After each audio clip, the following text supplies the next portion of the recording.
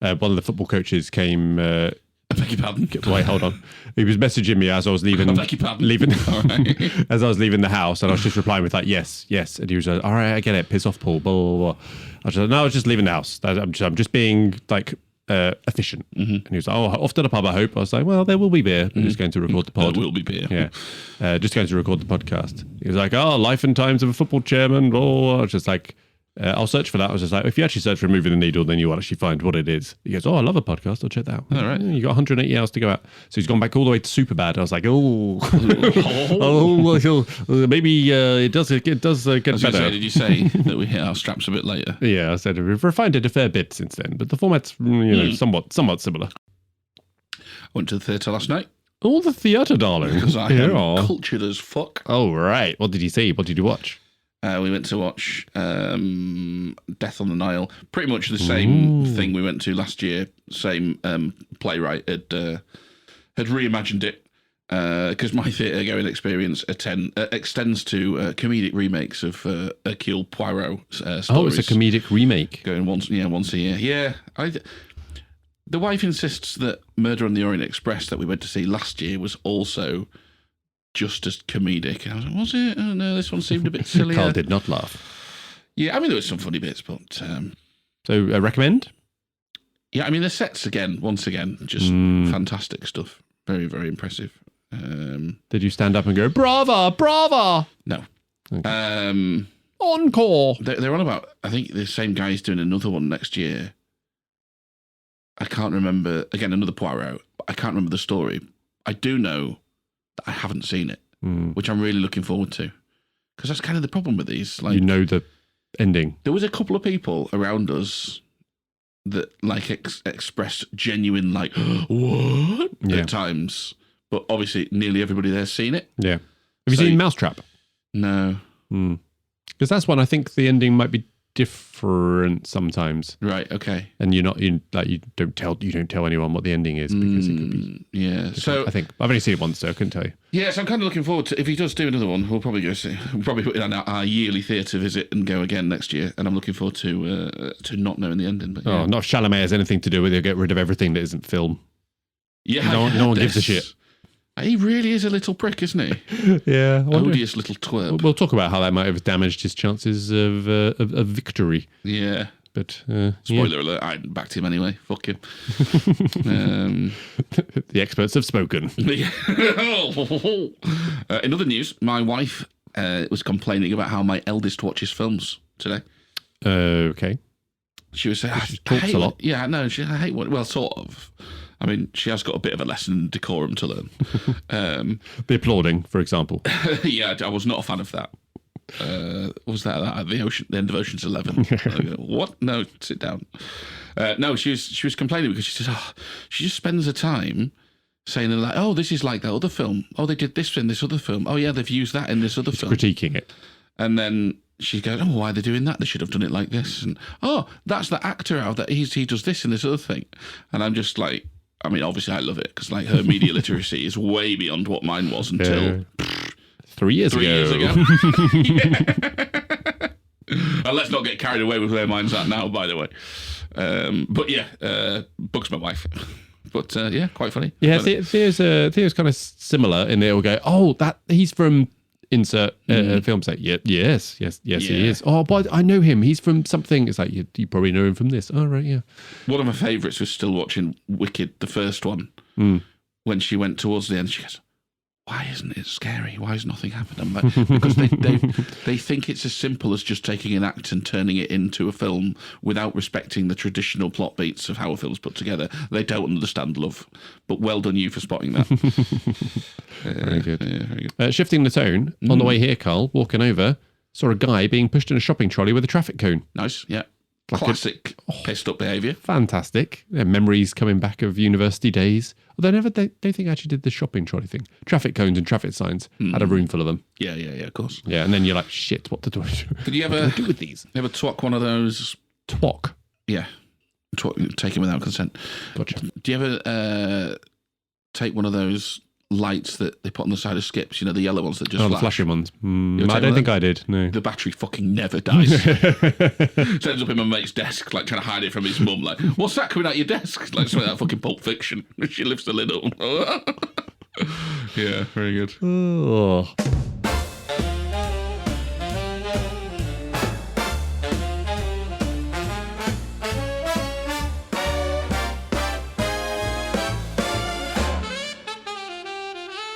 Movie the Needle,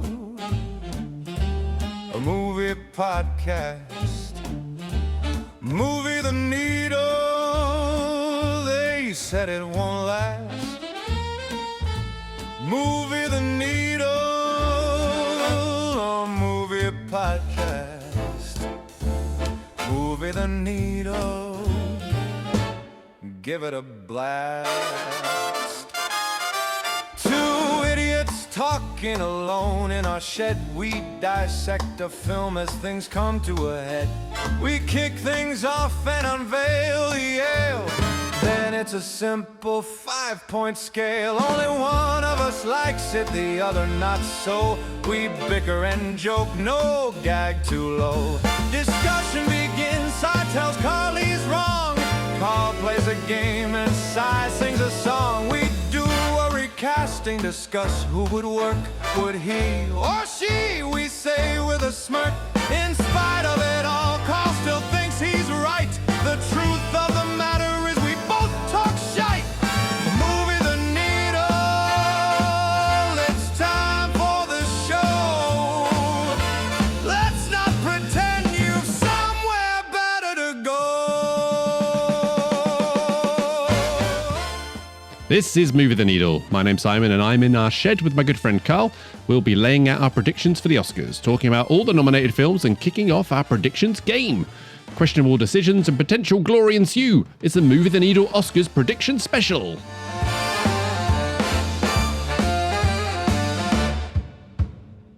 Should we explain what's going on then? Bad. All right, so this is our Oscar predictions episode. What we're going to do is we're going to go through each of the categories, reveal the nominees for each category. We'll have a chat about some of them, and we will then each predict what we think will win, which may not be what we want to win, and we're going to pick our first and second choice. Now, if your first choice wins, you get 3 points. If your second choice wins, you get 1 point, and if neither win, you get nothing. And there is also a little wrinkle that we can place our 2 special tokens to score extra points. So there's our Mirror Max, the one you're most confident with, that gets you triple points.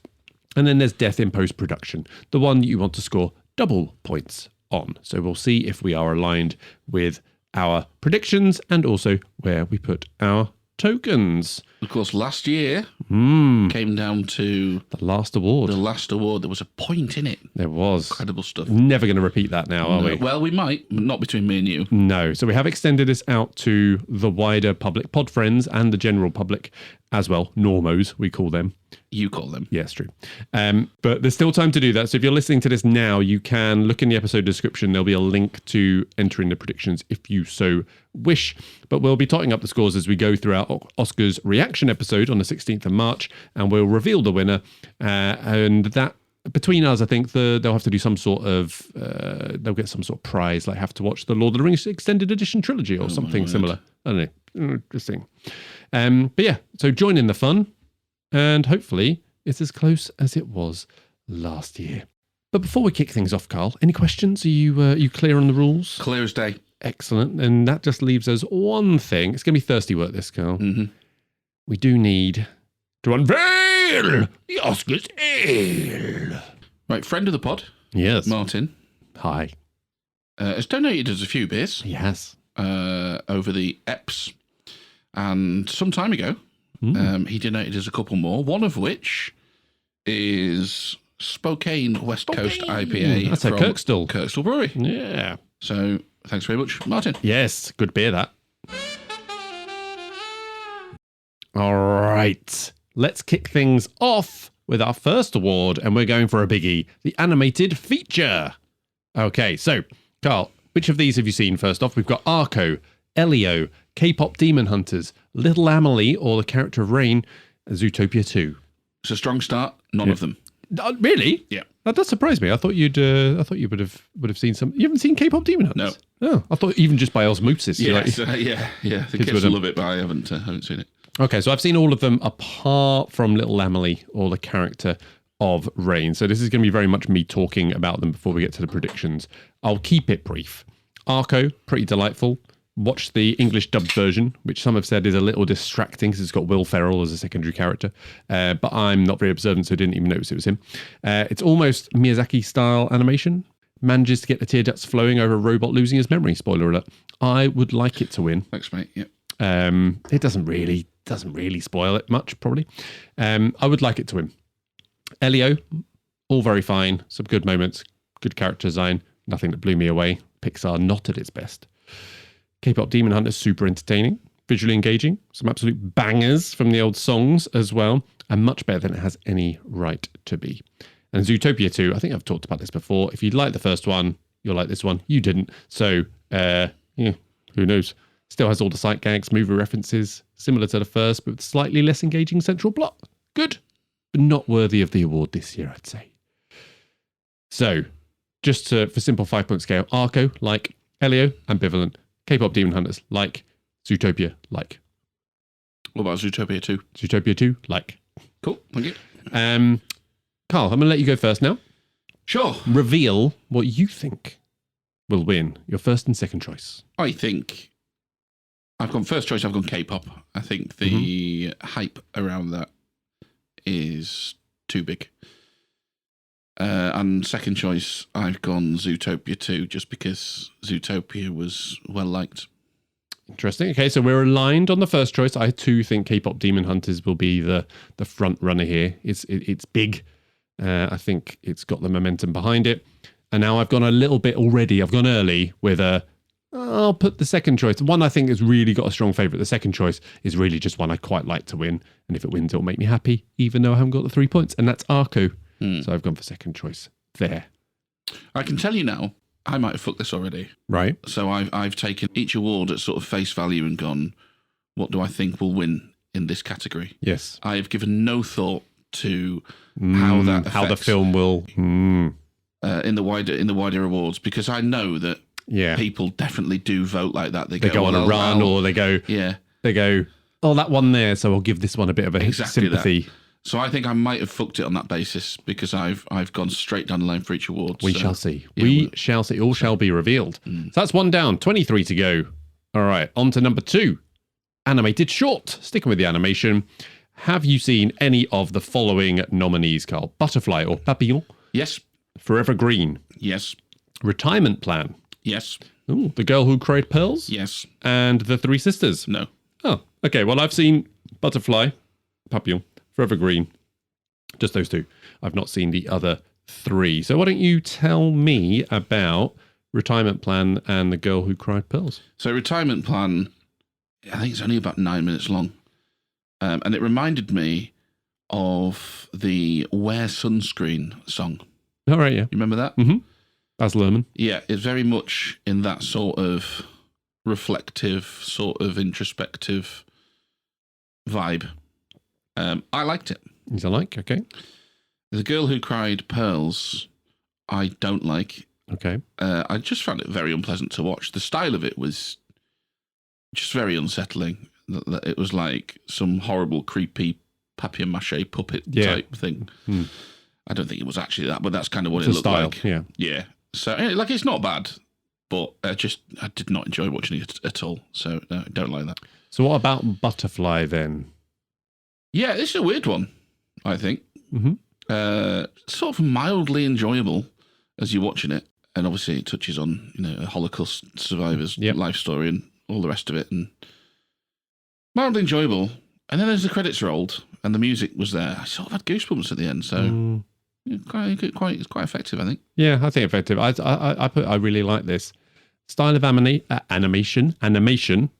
Is it's like a moving impressionist bit of art, isn't it? It kind of every scene then blends into the next, and it kind of all connects very, very nicely. Yeah. Powerful stuff in terms of the central sort of story of it. And that was where I was a little bit like caught off guard with it, to be honest, because I was like, yeah, this is all right. And then at the end, I'm like, Yeah. Even though there's no particular big gut punch at the end, I don't think, is there? Have I misremembered? No, it's just basically it's his whole story, right? Yeah. But no, I liked it. Nice. I liked it. It's on YouTube, so if anyone wants to watch it, you can just watch it on YouTube, like legally. It's just there. What about Forever Green then, Carl? I'd probably say I like that as well. That was very pleasant, interesting animation style. Nothing particularly new there, if we're honest, story-wise. Yeah, perfectly. It's almost like a Pixar short-esque thing, where they do... It's quite simple, but I do marvel somewhat at the ability that you kind of attach yourself to the central relationship in just a few short minutes. Like, the ability to do that is quite... You like it when the tree smiled at him? I do. Yeah. But it's quite interesting. So slightly blocky animation, which is all right. It's pretty good. Yeah. Again, that's on YouTube. Seek it out. Why not? Girl Who Cried Pearls, I've not watched yet, but that is on YouTube as well, so I will be watching that before the ceremony and then realise if I've made a horrible, horrible mistake with my predictions. Retirement Plan is also on YouTube. If you set your VPN to the US. All right, okay. Set your VPN to the US and your retirement plan's on YouTube. Fair enough. So I'll go first with this one then. So I think first choice, Butterfly, will win. And second choice, I've gone for The Girl Who Cried Pearls. I've gone for Butterfly for the first choice. Uh-huh. My second choice, I've gone for The Three Sisters. Okay. Any thing I'm maybe missing, having not seen The Three Sisters, that you think... It's as I understand it, I've only read about it, I've not seen it. It's about three women who live on an island, I think essentially control the Earth's resources. Okay. But it has a bit of a narrative around it in that the filmmaker submitted it as a Cypriot film under false names. All right. He's doing an experiment on how would people approach the art if they knew nothing about it and knew nobody who was attached to it. Yeah. Does that, do people prejudge it based on who made it and all the rest of it? Yes. Well, exactly. So that's what he was sort of testing. So I sort of wonder if that little meta-narrative thing isn't the sort of thing that gets the Academy's juices flowing. Yeah, fair enough. Okay, so 2 out of 2 so far that we are aligned on the first, but misaligned on the second. So already some room for interestingness. All right, moving on to the next one, Carl. Supporting Actress. So one of the first big acting awards, and the nominees are Elle Fanning for Sentimental Value. Oh, Christ. Inga Ipstotalias. Why not? Sentimental Value. Yeah, I think that's fine. Amy Madigan for Weapons. Wunmi Masaku for Sinners, and Tiana Taylor for One Battle After Another. And this is the only place where Weapons is appearing. Bit of Weapons chat. I don't think you've shared on the pod what you thought of Weapons yet, but I think we've shared over coffee, but do share. I don't like Weapons. Interesting. Okay. So I was alike on Weapons. I'm not surprised you don't like it because this isn't really my bag either, but I kind of found it quite enjoyable, perhaps because it's not usually my bag. So I was a bit like, oh, this is kind of different, and it's not boring. I didn't find it boring. Are you talking about this or pegging? I didn't find that boring. Oh, right, no, sorry. I thought, yeah. No, you didn't find that boring. Usual bag. Yeah, okay. Yeah. So what did you actually think of it? So a lot of people praising the structure for it. It is an interesting structure. The whole builds with slow intrigue and all the rest of it. Mm-hmm. I actually, not enough intrigue for me. I actually was pretty bored. A sort of admiration for the structure aside, I was pretty bored by the first 2/3 of it. And then for my money, absolutely shits the bed. And it just takes off into something that's utterly stupid. It does go a bit crazy. It's not just not my thing. I just think, what the hell were you doing? It's like you didn't have the balls to follow through on this intriguing idea and do something genuinely clever or shocking, and instead you've gone for just ridiculousness. And I didn't find it funny either, which apparently some people do. Yeah. This is a weird. So I mean, firstly, lots of people are really loving this. I think particularly horror aficionados are all over this as a very strong candidate, and pleased that it's actually got an acting nom for it. I was in a screening where right at the very end, as things started going a bit silly that people were kind of not like rolling on the floors laughing or anything, but they were kind of tittering along to it in that it was kind of gone from a bit strange to a bit ridiculous. Speaking to friend of the pod, Will, he did not have that experience and doesn't understand why it would be funny. Yeah, well, I'm with him on and that. He did quite like it as well, though. So yeah, I'm not so with him on that. Yeah, so interesting one.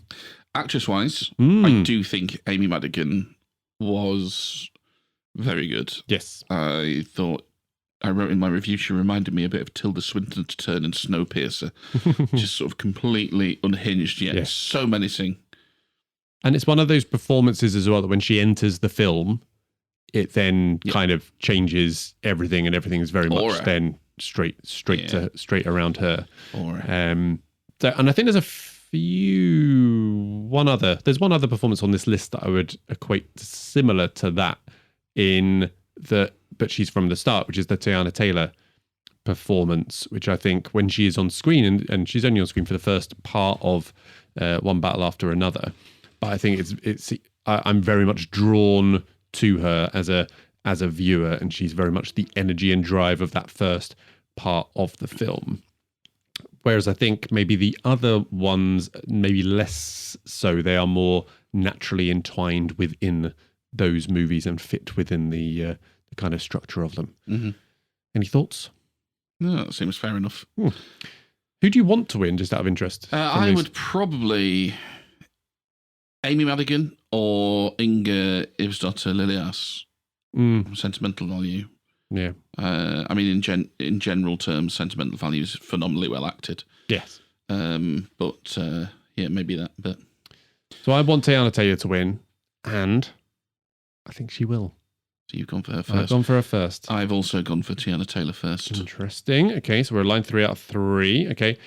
Second, though, who did you go for? I've gone for Amy Madigan. I've also gone for Amy Madigan. She's just won the Actors Award now. That's what got it for me. The actors, whatever they call it now. That's what pulled it for me. I was like, maybe there's a bit of momentum there for her. Yep. I would love to see Wunmi Masaku win too. I thought she was very good in Sinners. She was, but it's a tough one. It's a very strong category, I would say. Agreed. I think the only one that I don't really give any kind of chance is probably Elle Fanning, and not because she was bad, just because I just don't think it's going to be close to getting the win. She's the 4th worst actor in that film, which is an incredible thing to say.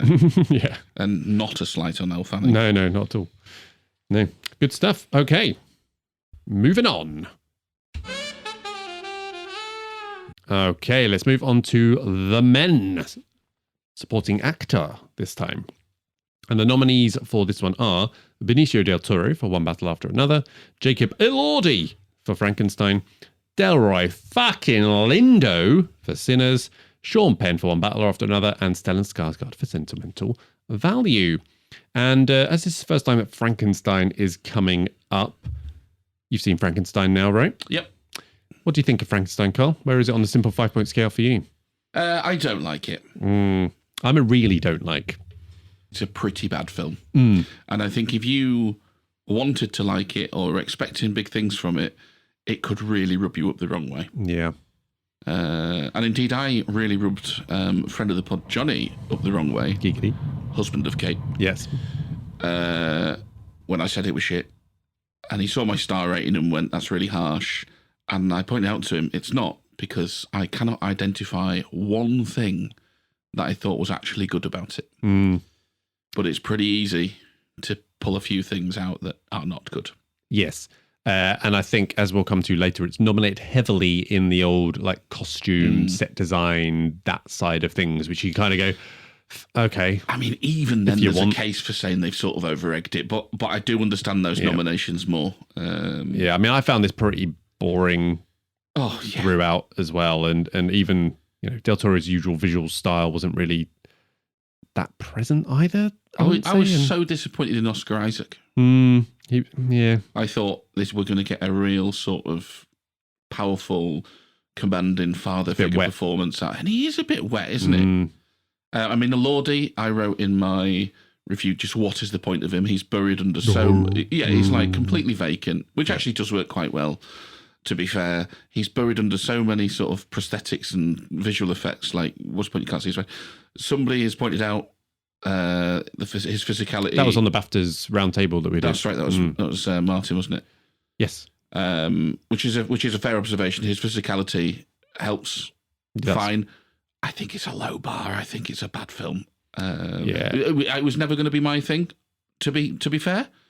But yeah, just disappointing. Yeah, I mean, I think it definitely could have been my thing, and yeah, very disappointing. And I think Elordi for this as well. He's, when you compare him to the other nominees in this category as well, he's not even in the same league, I don't think, either.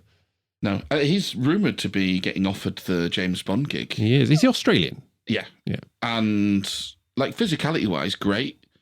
I'm not sold on him at all. Like, he's a bit of a charisma vacuum, which is funny. There seems to be a bit of style of young leading man in this vein at the moment, because the other people who are rumoured to be up for the role, I would paint with the same brush, the Harris Dickinsons of this world. What's the other guy that was rumoured to be in the running? Turner? Jugged guy. Yeah. Callum Turner. Again, I'm just like, you sort of look the part, all like sharp-featured and tall. He's still and my striking, pick, I'd say, Callum Turner, though. But there's just not a lot going on. I think there's a little bit more about him than maybe the others. I think that is probably fair out of those three. Yeah. So, anyway, that was a bit of a diversion there. Yeah, so from one Del Toro to another, Benicio, a lot of fun. Really helps make this film what it is in that sort of second two acts. He really helps sort of drive that alongside Leo in a kind of double act that he does. Well, this is when I really settled into one battle after another. I really enjoyed it when older Leo and Benicio get hold of the film. Yeah. And he would have been my pick. He's who I want to win, Benicio. He's who you want to win, yeah. But that's not who I've picked, because he's never going to. Yeah, I mean, Delroy fucking Lindo, fantastic to see him back. I'm sure he's not actually been away, but I just haven't seen him in anything for a while. Got very excited when I saw him on screen, when we watched it at the cinema. He's probably who I would like to win. It would be quite nice to see him pick it up. You ain't paying $20 a night. You paying $20 maybe 2 nights. Yeah, quality. But yeah, I don't think he will win. And then we come to Sean Penn, which I think we talked about this on the BAFTAs roundtable, which you can check the Rev Almanac feed if you want to listen to us talking with 3 other Brits about the BAFTAs. But I think he treads a line perfectly between fearsome and ridiculous. But I think your view is also valid. Well, I found him neither funny nor scary. And if you take both of those things away, he is just ridiculous. And he embodies what I do not like about one battle after another. Which is that silliness in it all. I think it really undercuts what is supposed to be a strong emotional heft underneath it all. Yeah. Certainly a big performance. Yeah, but I mean, come on. Yeah. So I don't enjoy him at all in that film. So you're rooting for him not to win? Well, no, because I've picked him as my first choice, because he's obviously going to win. I was quite torn with this one, though. Because so I begrudgingly want him to win. But yeah. So I thought this was like a 3-horse race, right? Delroy fucking Lindo, maybe as the outside, Sean Penn and Stellan Skarsgård. And Skarsgård, I would argue he's a lead performance as well. So a bit of category manipulation, a little bit. Isn't he down as... No, yeah. I think he's support generally. Because there was a bit of chat about this, wasn't there? Is he a lead? Is he not? I actually don't think he's a lead, and I actually don't think his performance is as it was really great. I would put him as the 3rd best actor in Sentimental Value, which again, wild to say, not a slight on Stellan. Indeed. But I actually don't think he's doing anything that we sort of haven't seen before. It's nothing particularly groundbreaking. He's just... What a pro. He's just very, very good. He's being very Stellan Skarsgård. Yeah. But he is also just very good in it. Yeah, he is. Interestingly, this is the first supporting actor nomination from a foreign language film. Oh, really? Yeah. Although foreign language performances in American films have been nominated previously, such as Del Toro in Traffic, where he won. So yeah, I thought 3-horse race. Academy loves Sean Penn, but Stellan has his sort of classic age. Does he get some lifetime achievement kind of thing? Okay, so we've for both it as gone well. Sean Penn first. Yes. Who's your second? Stellan. Skarsgård for second. I've gone Delroy fucking Lindo. Hey, for okay, second. good stuff. All right, okay. Well, not that I hope you win, but I'll also be a bit happy because I do want him to win. So, yeah, there we go. Sean Bennett, I think, is the overwhelming favourite. That's the thing. So, chances of it going down, unless he does a racism in the next couple of days. God knows this time. Okay, let's move on to cinematography. So, category number one of just going, oh, it looks nice, I guess. But Train Dreams is one of the films nominated in this, alongside Frankenstein, Marty Supreme, One Battle After Another, and Sinners.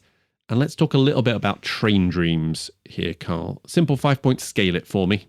I really like Train Dreams. Oh, okay, right, good. I like Train Dreams. I'm moving towards really like. I reckon I could watch that again and really like it.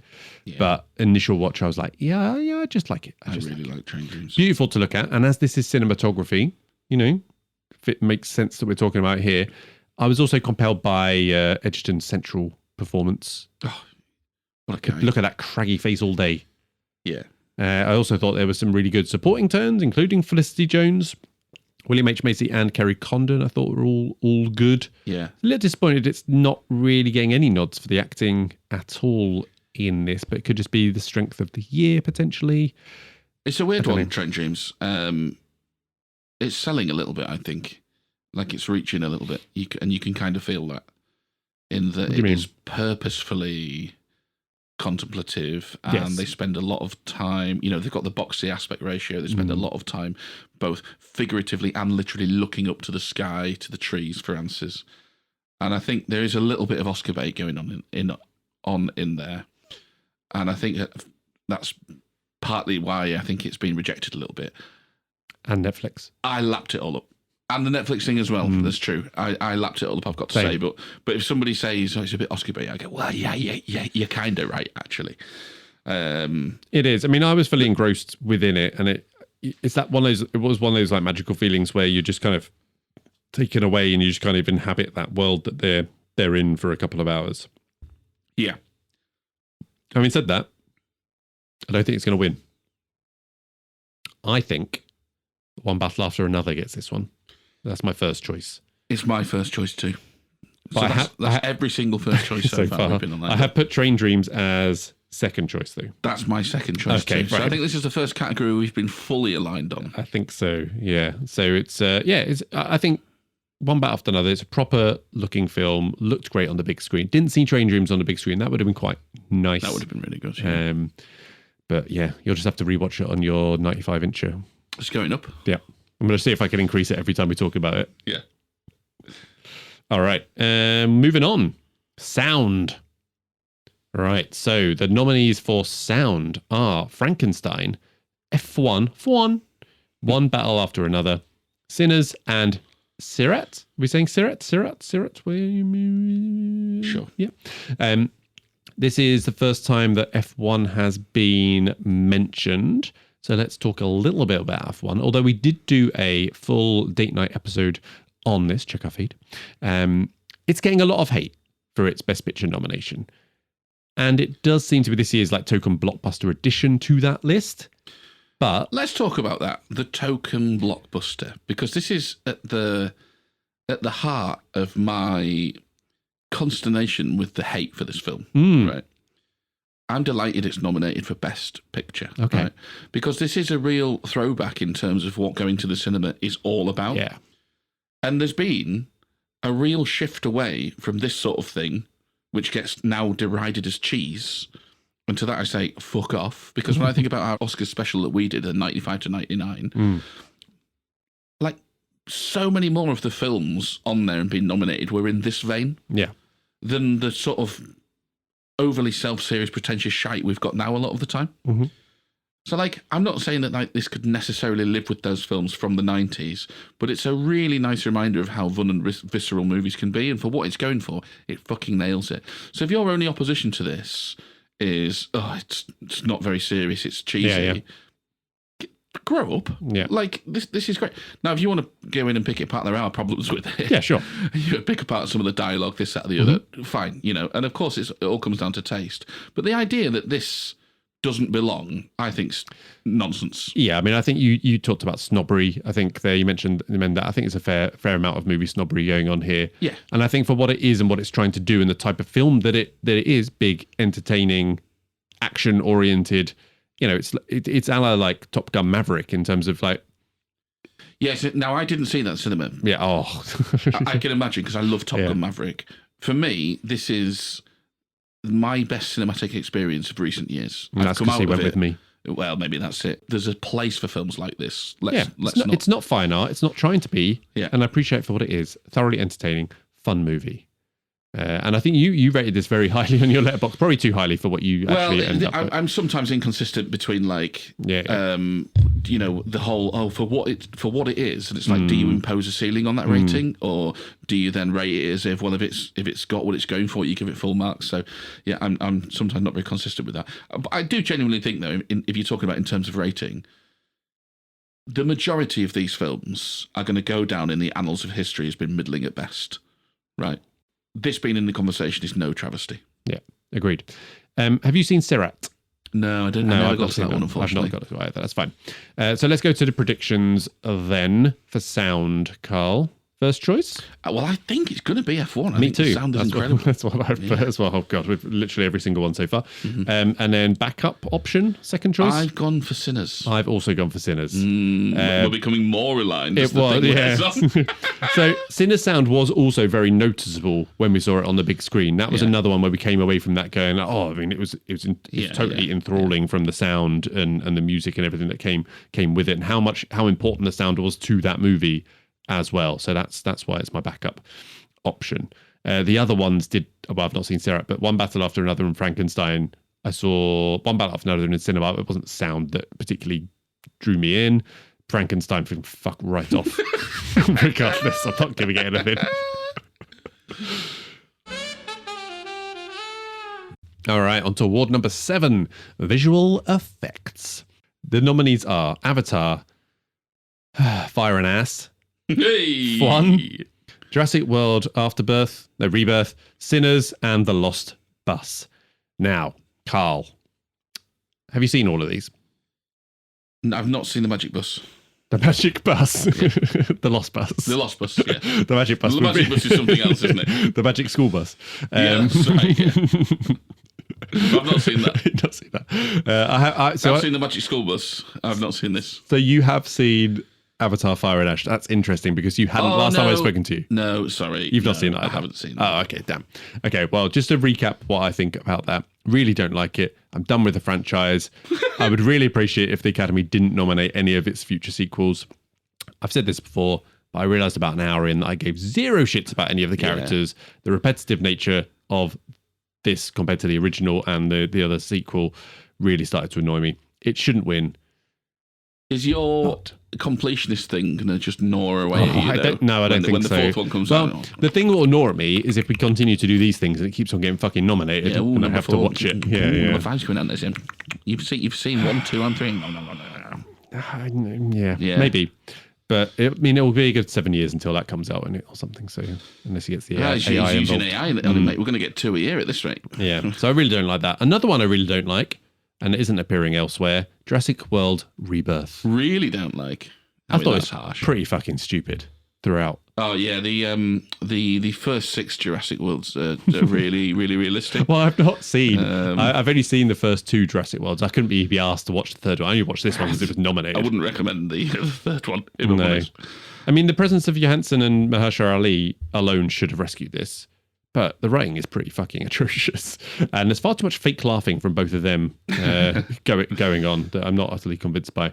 But we were talking about your eldest and talking through the film. Theo was very much going like, what are they doing? That's stupid.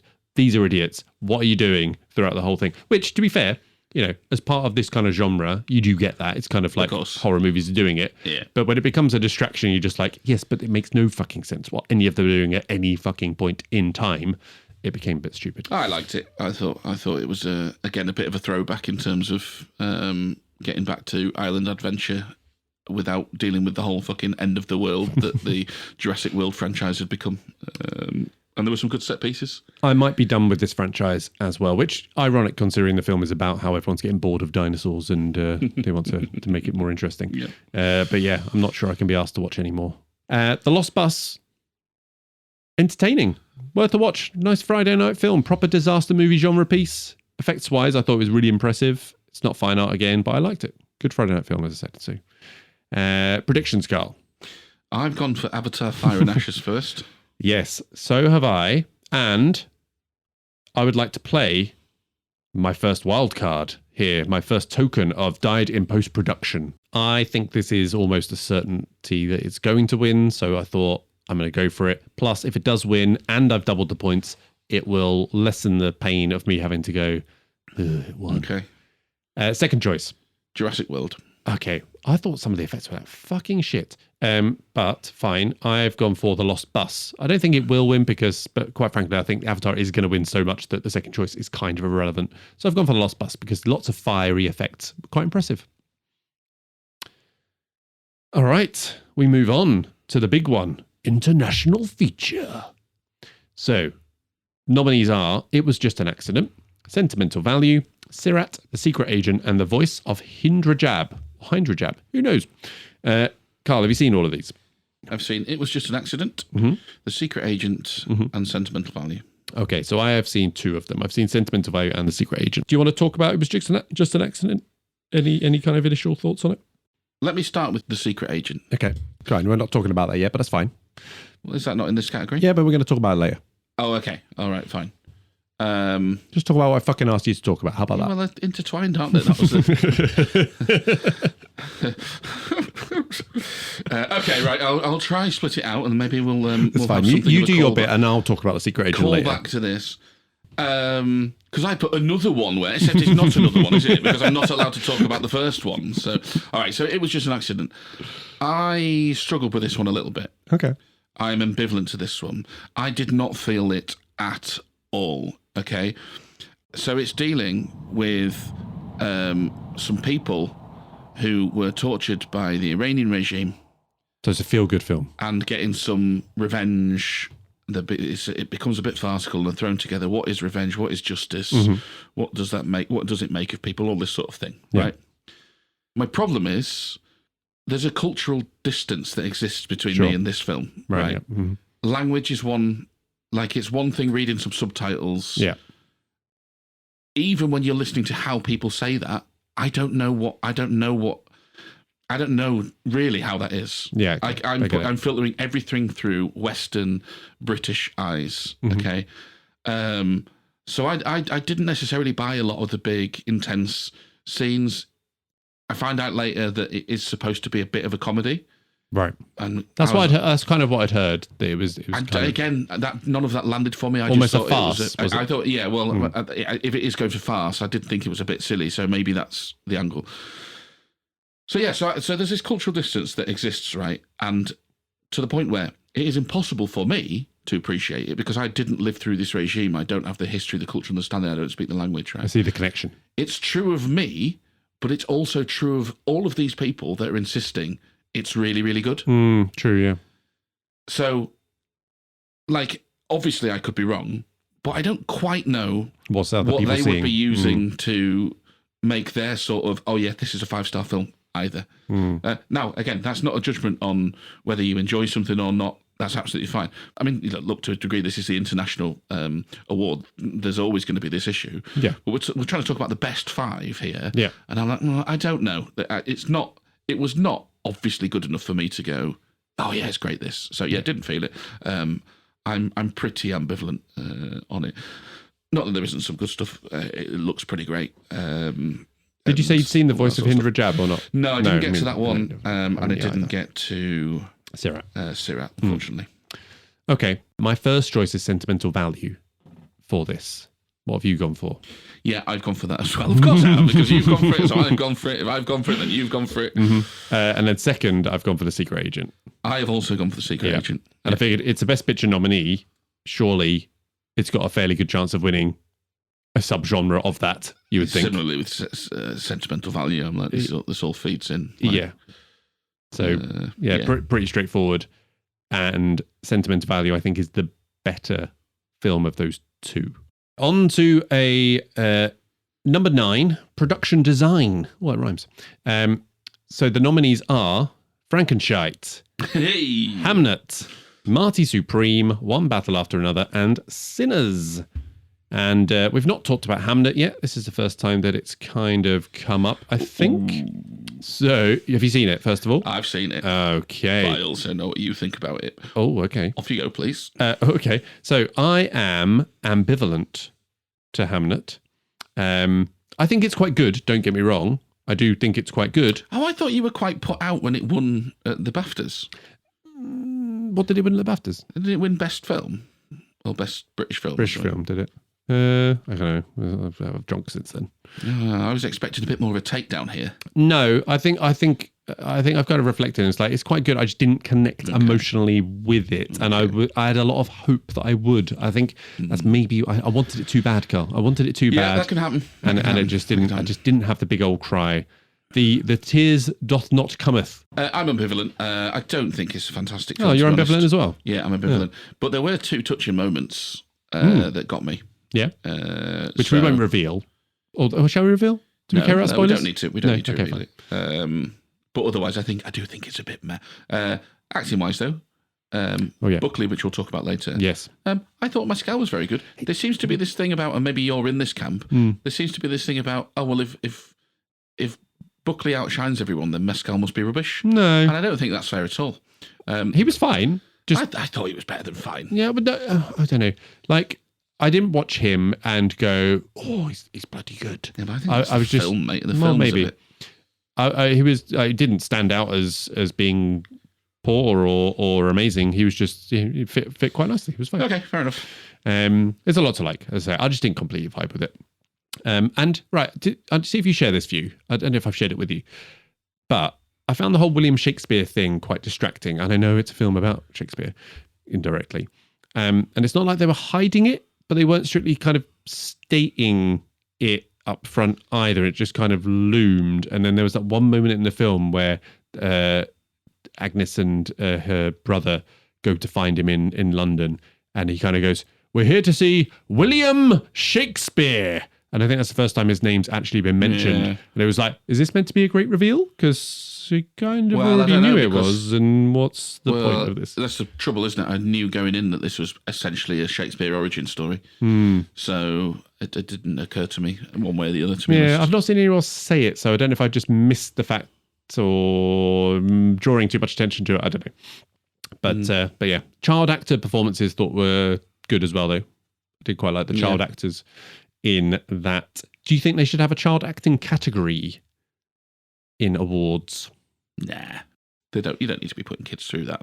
I was going to say probably just lead to more burnt out child actors Yeah, dying all the before they get problems to that the 21. awards prestige brings and all that shit. Yeah, no, you don't need to be putting kids through that as well. Yeah. So very much a category I have no idea what I'm talking about, Carl, even more so than usual. But Frankenstein does seem like the type of movie that will get rewarded with this sort of thing. So I am going for that. Which, of course, I am as well. Of course, yeah. Right. And second? My God, it's just as well we've opened this up to other people. Yeah, they could get very bored. I've gone for Hamnet because Me too, I think right, it's yeah, classic Oscar territory. Yeah, it felt completely. But actually, I mean, to be fair, that was one of its strong points as well. I would say that it did everything where it was everything felt very real and of the time that they were going for. And if that's production design, great. If it's not, Yeah. Sounds right. Yeah, sure. Lean into it. Yeah. Okay. All right, on to number 10, music, original score. In parentheses for some reason, I don't know. So, the nominees are Begonia, Frankenstein, Hamnet, One Battle After Another, and Sinners. I'm already bored of saying One Battle After Another, by the way, and Sinners for that matter, although more bored of saying One Battle After Another because it's longer. Let's talk about Sinners. Yeah. So, Sinners, simple 5-point scale it for me. I'm ambivalent. I'm a like. I'm ambivalent. Yeah, I like this more, or it reinforced more the things I liked of it when I watched it back at home, and it kind of reinforced that it is a very good movie. It is a very good movie. Yeah, it is a very good movie. And I found the vampire thing less of a issue distraction and that on rewatch. That underpins my ambivalence because I thought there were loads of good things about it, but ultimately the horror angle is something that puts me off watching it ever again. Fair enough. It's just not my thing, you know. There's a lot of love for Sinners out there. Yeah. It's obviously got nominated quite a few times, and I have the feeling a lot of people will be very pleased if it does do well. We've obviously got Michael B. Jordan's very strong, playing those two roles, great supporting turns throughout, but the music, which is what we're talking about here, is a huge part of it. Well, the music's a huge part of it. It's funny when you listen to Ryan Coogler talk. I love listening to him talk. I mean, you listen to him talk anyway, but you listen to talk about Sinners, and he's so enthusiastic, and it comes across in the movie, does it not? It's a real passion project for him. It seems. And the music sets the whole tone. Indeed. And although I quite like the Begonia score, I have gone for Sinners as the first choice. Of course, I have also gone for Sinners as the first choice. It's your boy Ludwig. Yes, Ludwig. Göransson, Yeah, in for his second, hopefully. we do like Ludwig. Okay, second choice though, Carl. You're not going to have gone for the same thing here, surely. Frankenstein. Oh, good. Have you actually? Yeah. Oh, yes. Okay, I've gone for One Battle. Yeah, okay. I don't remember a thing about the One Battle score. Nope. So interesting. I was listening to this whilst I was making notes. Emma was watching it in the other. No, she wasn't. She was listening to the score in the other room, and I heard it going on in the background there. Right. And I was kind of like, oh yeah, it's all right. Fair enough. But yeah, there we go. So yeah, we're different. So hopefully Sinners doesn't win, and we get a bit of different scoring going on. Sorry, Sinners. I'm also going to play my died in post-production wildcard here. Okay. Sticking with the music, parentheses, original song, we've got Dear Me by Diane Warren. No, let's try this again. Dear Me from Diane Warren, Relentless. Golden from K-pop Demon Hunters. I Lied to You from Sinners. Sweet Dreams of Joy from Fever Verdi. Train Dreams from Train Dreams. Have you listened to these, Carl? No. None of them? Well, I mean, I've heard Train Dreams. Blind guesses then? I've heard Sinners. You've heard Golden. I haven't heard. Well, I probably you definitely have heard it. Yeah, it's everywhere. Yeah. So I'll walk through because I listened to them all once. Cursory listen on Spotify. Dear Me, Deary Me.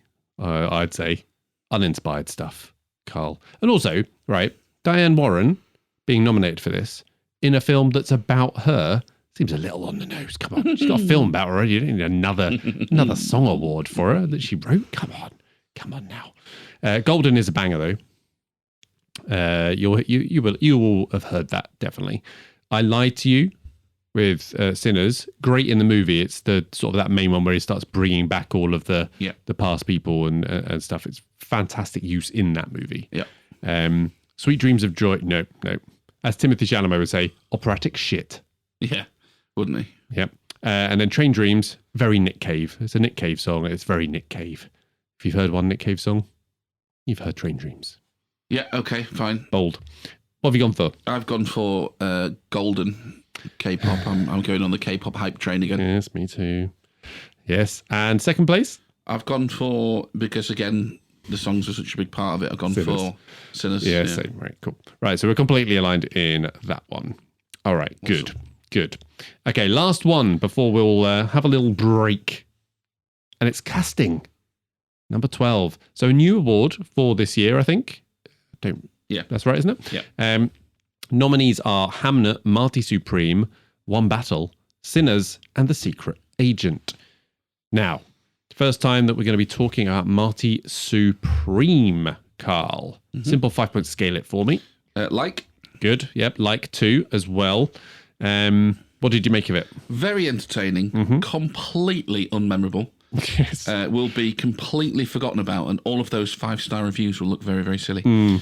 It's a real beneficiary of the hype quota, which I think is something I've discussed with you over coffee. Where, and the Oscars does this. The Oscars creates this situation where there's a certain amount of hype to go around, and because we are only ever thinking about the films of this year in this bubble, we will spend it all.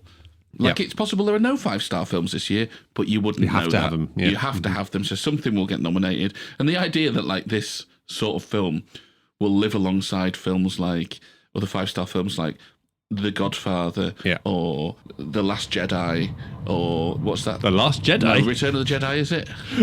Empire Strikes Back? Empire Strikes Back, that's the one I'm after. Right. The idea that this will live alongside 5-star films like The Godfather, Return of the Jedi, or No, what is it? Empire Strikes Back. Empire Strikes Back, right. We'll keep this in its gold. Right.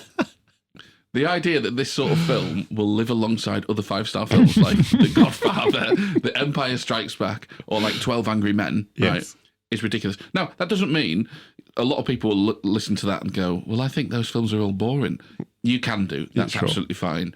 But like in 20, 30, 40 years, I guarantee it, no one is talking about Marty Supreme in the same way they're talking about those films. Yeah, for sure. I'm completely aligned with you on this. It's a likable film that I will not watch again, that I've not thought about since I watched it. But I had a very good time watching it. It was really fun. Some people say it's a bit long. I didn't. No. Taken along for a ride. Thank you very much. Some people say he's a right bastard. I didn't. I mean, he's not nice, but he's not irredeemable. Got no issue with that though. No. There's no problem having a dislikable main character. Timothy Chalamet is a great pick. I mean, it is a very much a vehicle for Chalamet, I would say as well. Like it is kind of his kind of I'm a star performance in it. I liked it visually, by the way, as well. Brilliant visually. Josh Safdie done a great job with this. The only thing I didn't like 80s music is the 80s music. I thought that was really jarring. I thought he's trying too hard to make this capture some nostalgic sort of feeling or be interesting. But yeah, good film. Yeah, I'm not sure. I like it. I'm not entirely sure what I'm judging for this award, by the way. We've talked about this. The collective performances, the suitability of the actors for the roles. What are we talking about? I don't know. But I would say I don't think you have to worry about that. I think you have to think, well, what's the Academy going to do? Yeah. And they're going to use this like a consolation prize for other things. Now, I haven't. As I said to you earlier, I might have fucked it because I haven't done that. Okay, well, we might actually depart then, maybe. Yeah. That's good. I would say that the casting for Marty Supreme seemed to be quite good. Yeah, that's a good shout. It's a fair shout. I'm not going in that direction for my prediction. I would say that all of the 5 films listed do seem like good choices for this. Like when you look through them, you kind of go, yeah, they seem all like good cast films. Sure. Yeah. Good cast films. Well cast films. I don't know. So yeah, I have gone for Sinners, and this might be the token acting nod that it gets. I've gone for Sinners. Oh, for fuck's sake. Although I do seem to remember this happened last time, that we were quite well aligned on some. Surely not this much. No, maybe not this much. What's your backup? One battle after another. Oh, for fuck's sake. Same. Right, good. Okay, Carl, we're officially halfway through, so why don't we break things up? Do you fancy a game? I do fancy a game. Well, play that funky music, white boy. It's time for a game about Oscars night. Will it be good? Or just a load of shite? I've got 10 facts about this year's awards. Piano solo. Just pick high or alternatively low. Please put up a fight as you play your Oscars right. Nice, very good. There we go.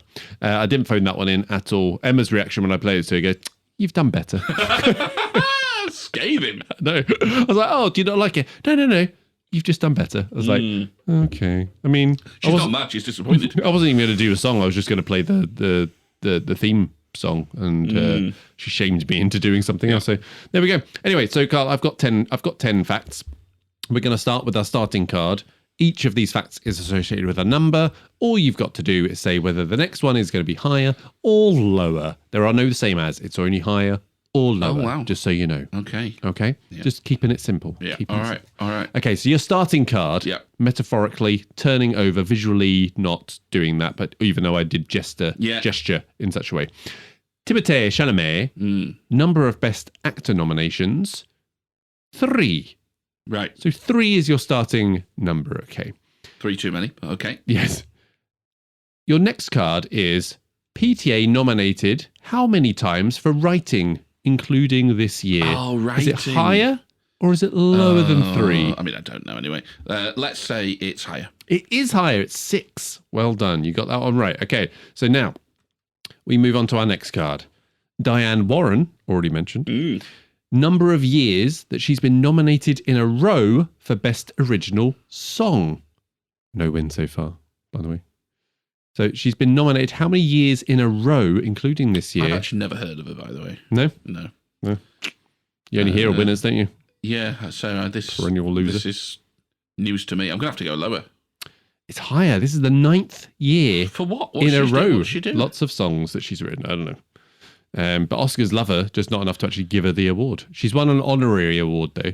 Right, well, that doesn't count. Yeah, I mean, she's got a film called Diane Warren Relentless. I guess she's a relentless pursuit to finally get a fucking award. Makes sense. We should have known that. I might have changed the way I That's why the game came after, Carl. nominated it. Yeah. Okay. Okay, so you got 9. I've lost. Never mind. No, it's fine. We'll carry on. We'll carry on. No, we don't need to. No, it's fine. We'll carry on. Right. We'll okay. carry on. So 9 you've got now, Carl, okay? Right. So now, number of Best Picture nominees that Leo has appeared in. Oh, it's. Ooh. Yeah. 9's quite a lot, though, isn't it? Let's go more. Let's go higher. It is higher. It's 12. Knows how to pick him, doesn't he? Or whichever he appears in, Yeah, the Academy just go, Academy laps it up. it must be so good. Yeah. But whatever. So 12. You've got 12. Next one. Costume designer Ruth E. Carter, nominated for Sinners, makes her the most nominated black woman in Oscar history across any category. But how many nominations does she have? I guess lower. It is low. It's 5. Yeah. 5 is what she has. Next one. Sinners, director of photography Autumn Gerald Arkapour, makes it how many women to have ever been nominated for cinematography? Is it higher or lower than 5? I mean, it wouldn't surprise you, would it? Let's go lower. It is lower. 3 women have ever been nominated for cinematography in the Oscars history. Okay, so we've got 3. Next one. Paul Thomas Anderson, nominated how many times for Best Director, including this year? Is it more or less than 3? 3's a low number, though. Did you say 3's? It's 3, yeah. 3 to start. That's a low number. Let's go lower, though. It's higher. It's 4. higher. This is Ooh, 4th. close. 4th Close. Best Director, nominee. Yeah. Okay, so we've got 4. Emma Stone, number of I've support. lost twice now, but you're still going. Number of support and lead actor nominations. Right. 4, higher.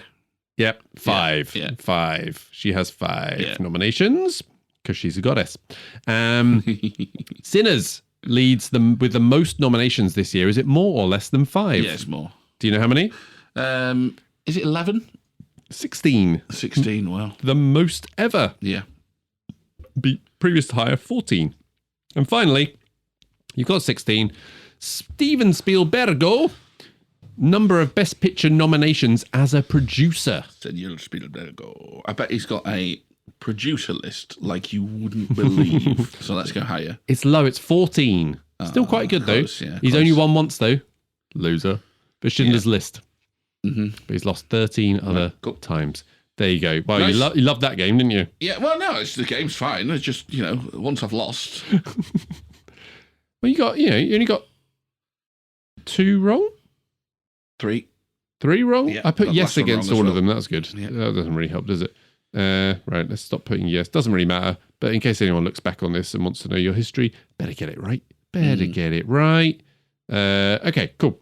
Should we move on? Yep. Number 13, unlucky for some, hopefully not for these directors, am I right? Directing award. We have Paul Thomas Anderson, One Battle After Another. Ryan Coogler for Sinners, Josh Safdie for Marty Supreme, Joachim Trier for Sentimental Value, and Chloe Zhao for Hamlet. I was just waiting for you to make some Josh Safdie jokes as I was reading I'm not that. allowed. Oh, no, You you're won't, not allowed. and it's That's Benny, actually. Oh, was it Benny that's Yeah, the problem? it's Benny that's got Josh is fine. I'm not going to say it. No, I'm no. not going to say it. Because not allowed. You're banned. Not allowed. I'm banned. Yeah. So we're going to talk about Sentimental Value in a bit of detail here, Carl. Yep. So, simple 5-point scale it for me. I like it. I like it as well. Yeah. Very good film. I enjoyed watching it. Great acting, as you said. Yeah. Saying that the 4th best actor is also nominated for a supporting actress in this, and that is not a knock on her. No. Agree with what you're saying there. Will you rush back to rewatch it? No. Now, I did not feel this until right at the very end. And I think that's also, by the way, a fantastic piece of directing. Basically, a director showing you his work and then pulling your pants down anyway. Yeah. Like, brilliant. I thought it was a little clunky in places. Like, it didn't always move as sort of smooth as it should. Like, not every scene in there actually builds or adds to the tension in the way that you sort of would expect it might. Okay. I can definitely see how some people really, really relate to it and feel it. Yeah. I didn't. No, same. I appreciated it a lot. I do think it's a bit of a personal piece, I think, to be honest with you. Yeah. So, yeah. Yeah. I mean, I think it might be one of those that does reward an additional watch that you could maybe take on a different level of appreciation for it if you did watch it again. But I'm not rushing back to rewatch it. Similarly, I didn't have a big emotional sort of reaction to it, whereas I know some are really, really connected with it. But yeah, it's definitely a very good film. I just like it. Which I totally get as well, by the way. Like, if this is something that really, really works for you, I understand it. Yeah, just not quite for me. But I liked it. Yeah. So this one's a bit of a two-horse race to me. I really want Coogler to win it, mainly as I would love to hear his speech. I just think it would be a top-notch speech. But it's a two-horse race between PTA and Coogler. Who have you gone for first choice, Carl? I have not gone for what I think at all here, because the person I've picked, I think it's a real clunky film. There's real high points and low points. I've gone for Paul Thomas Anderson. Yes, me too, yes. Right, good. What was you gone for your backup? I've gone for Ryan Coogler. Yes, Sinners. okay, good. Yeah, good. Of course, it's the same. Yeah. Right, so it's going to be us against everyone else by the sounds of it. Unless, imagine if everyone's gone through exactly the same and this whole game is just... That'd be quite funny. Like, music aside, that choice, like, I wonder if, like, and again, we're idiots, we don't know what we're talking about, but I look at down that list and I think Josh Safdie might have been the most consistent. He might have delivered the purest piece in terms of putting a singular vision on screen. Yeah. But he's going to be nowhere in the running. No. He's going to be absolutely nowhere in the running. It's going to be all about the actual film and how well that's gone over. And I think Paul Thomas Anderson's going to clean up. Yeah. Yeah. Agree. Okay. We move on. Number 14, film editing. Okay. And this is where we do get to talk about One Battle After Another in a bit more detail, because the nominees are, for one, Marty Supreme, One Battle After Another, Sentimental Value, and Sinners. But let's talk about One Battle After Another. Where is it on the simple 5-point scale for you, Carl? It's a like. It's a really like for me. This was my favourite film I watched last year. Continues, I think, to just nudge itself above the other contenders that I have watched this year in terms of the complete film and how much I enjoyed them. Again, I was just listening to Leo in full flow as Emma watched it in the other room, and it brings a smile to my face just listening to him with his little pitter patter as he's haranguing the guy on the phone. It was very good. Yeah, it did look great. I enjoyed the plot. Well cast, as we've already said. I'm kind of all in on it. One thought I had there, Carl. You love Christmas. Yeah. Would you be a prime candidate for the weird Christmas Hail St. Nick cult thing that's in this? No. I mean, I did know that was the answer. Yeah.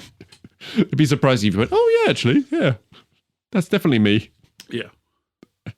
Well, anything you want to add to One Bat After Another? I did like it. It is just a real mixed bag for me. I really enjoyed Leo and Benicio, and that whole chase/hill scene. Yes, yeah, that's the one that really sticks in my head. Is just very, very impressive. When we're talking about editing, Yeah, I don't know, mate. Don't know. But I can only spot bad editing. I don't know what good editing looks like. yeah. I'm going to use words like stitched together. Yeah. That's kind of what they do, right? But yeah, I've put One Battle After Another for my first choice. Yeah, so have I, of course. Yeah. What have you done for your second, though? Well, you know it's going to be F1. Yes. Oh, for fuck's sake. Okay. So we've done the first few, which were all the first choice aligned, but at least the second choice. So we've literally been aligned on every single first choice. Yeah, but like since then, all the second choices have been aligned as well. It's incredible. Yeah. Right? Or some would say utterly pointless. Yes. Maybe.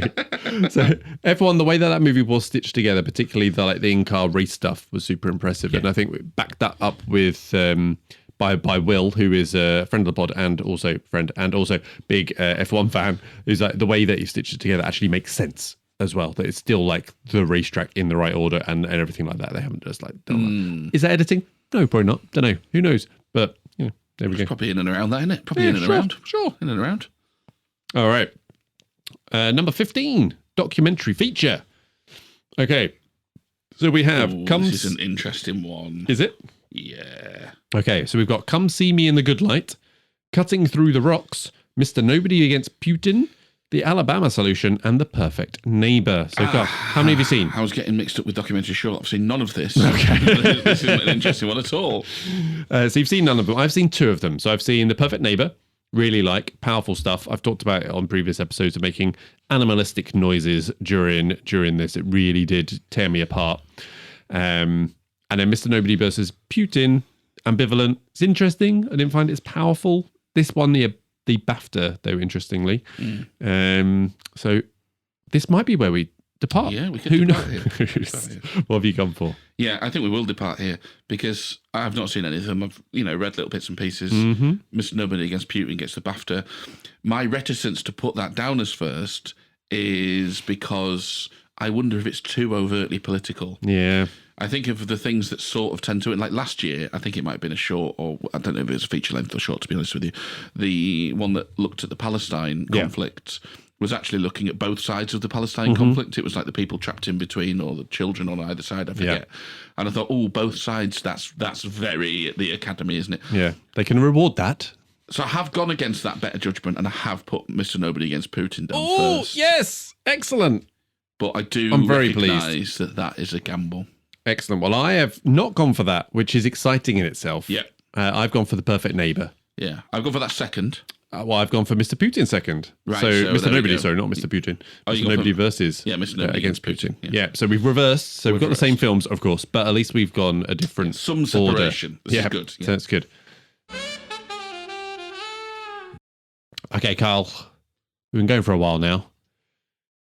I'm sure the listeners could do with a break, but we need some refreshment. And I hear you've maybe got another ale to unveil. I've got another little treat for you. Mm. This one is a Northern Monk, Oh, we do like them. and you'll find one in the little tray there. I love it. You've hidden it. A Northern Monk Beyond Classic IPA. Oh, so look at the size of the fucker. And the beer also comes in a large can. Oh, I mean, this sounds great. Classic IPA. Ooh. Indeed. Ooh. Ooh. Is this provided by you or by a friend? No, this is me. Okay. Well, thank you, friend. Hey?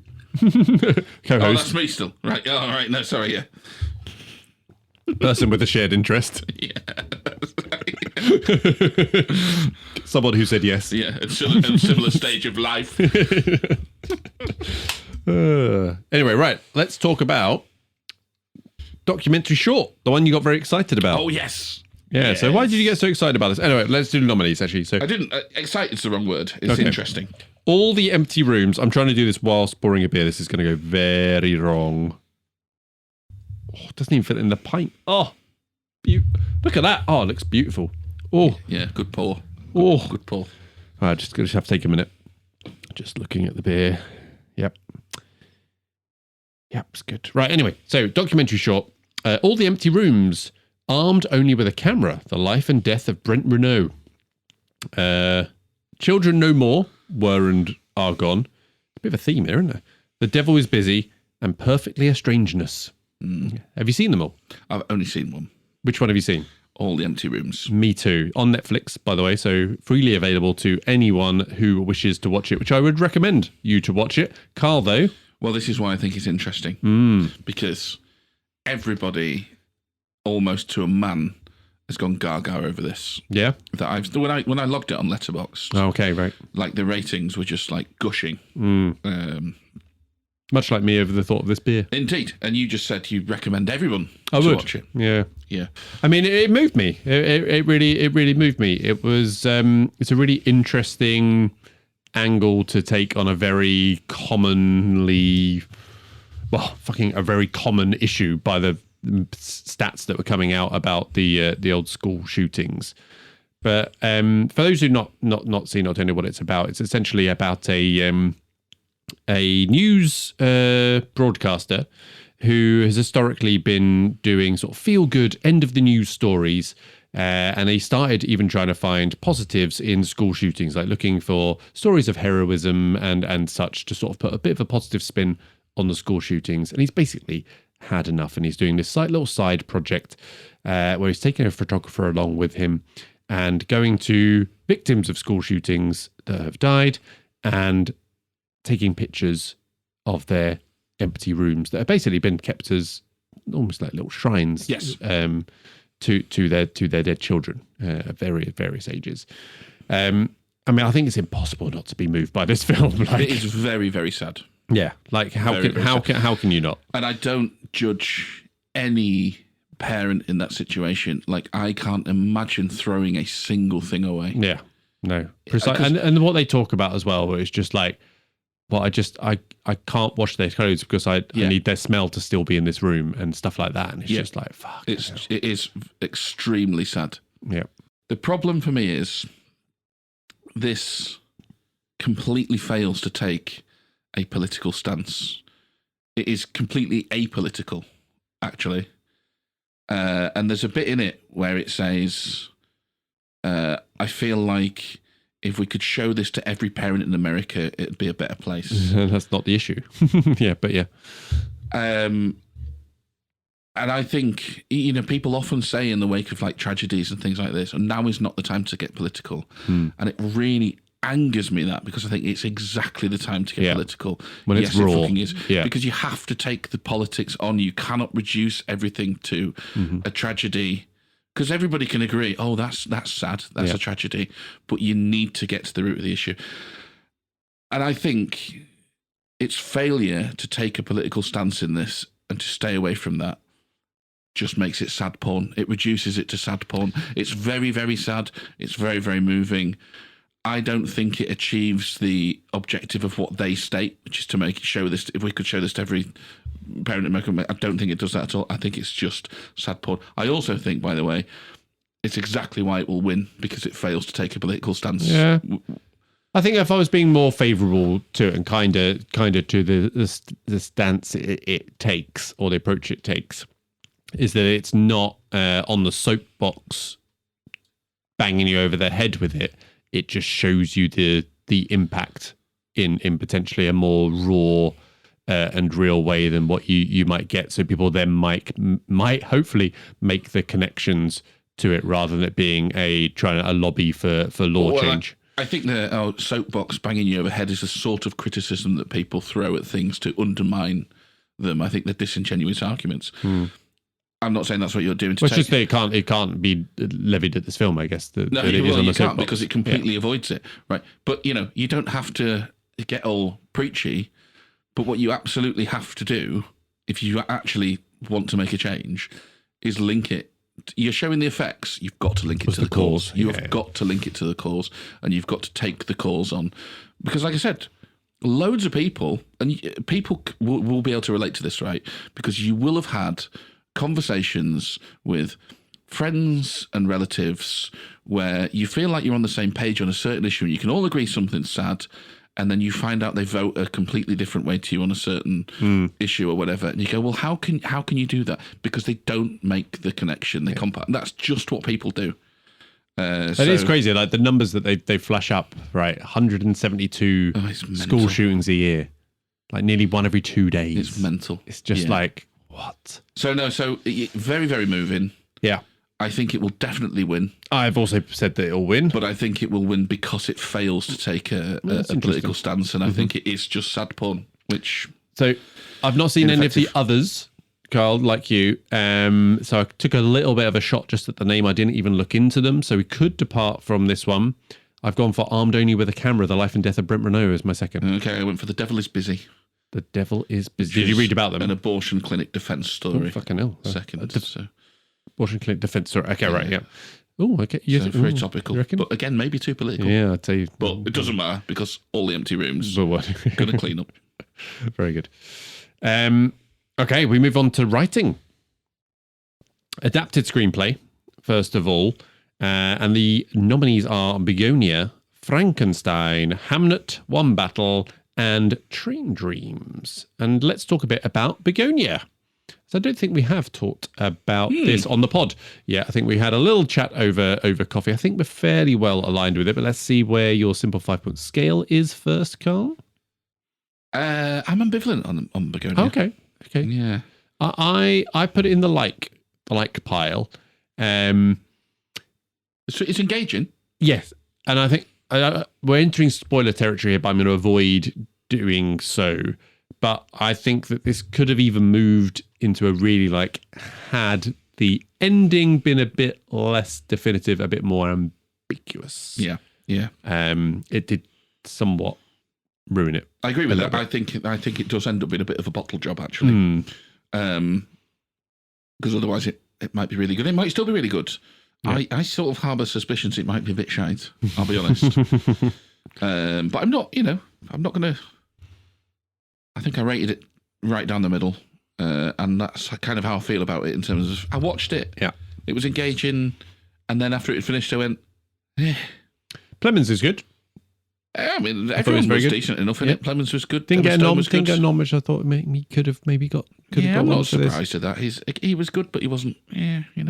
Emma Stone continues to rack up the noms for her. Academy darling, Emma Stone. Indeed. I liked a lot of what he was saying. I liked when it got a bit weird, even. But it was it's fine. Yeah. But in terms of predictions for this, it's a common theme here, and I've put one battle after another getting the win. Yeah, me too. And second choice being Hamnet. Yeah, me too. For fuck's sake.